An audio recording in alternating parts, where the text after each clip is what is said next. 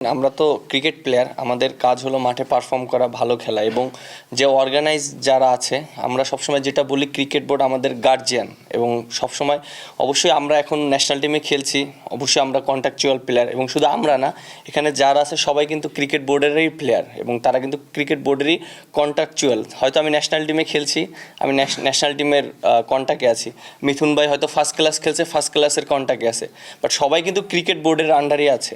So আমার কাছে মনে হয় যে ক্রিকেট বোর্ডে যারা আছে তারা আরও সুন্দরভাবে জিনিসটাকে অর্গানাইজ করতে পারে এবং এখানে কারো বিরুদ্ধে না, আমরা চাই সুষ্ঠু সমাধান এবং সুষ্ঠুভাবে জিনিসগুলো যেন একটা প্রসেসের মাধ্যমে যায়।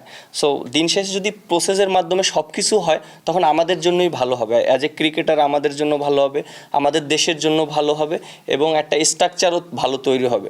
সো অনেকই থাকে, অনেক সময় অনেক জিনিস থাকে যেটা মিথুন ভাই মেনশন করেছে, বাট ক্রিকেটটাকে আলাদা করে রাখাটাই আমার কাছে মনে হয় বেটার। এবং এখানে যদি এখানে দেখেন আপনারা যারা আছেন আপনারা তো সবসময় ক্রিকেটের সাথেই থাকেন, ক্রিকেটকে ভালোবাসেন বলে কিন্তু ক্রিকেটকে সাপোর্ট করছেন, মাঠে যাচ্ছেন, আমাদেরকে মনে করেন সাপোর্ট করছেন, সবসময় আপনারা আমাদেরকে মানে খেলা হলে সবসময় আপনাদেরকে দেখা যায়। বাট আমার কাছে মনে হয় এই জিনিসটা খুবই ইম্পর্টেন্ট প্রত্যেকটা প্লেয়ারদের জন্য যারা ক্রিকেটের সাথে আছে, প্রত্যেকটা মানুষের জন্য। কারণ ক্রিকেট এমন একটা জায়গা, আমরা বাংলাদেশকে কিন্তু মানে হয়তো আমরা যখন স্টার্ট করেছি ক্রিকেট তখন হয়তো ওইরকম পরিচিত ছিল না, বাট এখন কিন্তু আমাদের একটা স্ট্যাটাস আছে এবং বাংলাদেশের একটা সুনাম আছে ওয়ার্ল্ড ক্রিকেটে।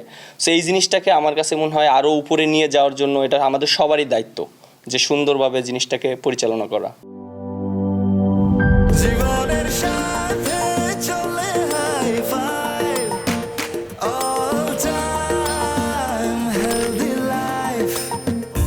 নিশ্চিন্তে খান, স্বাস্থ্যকর অল টাইম পান।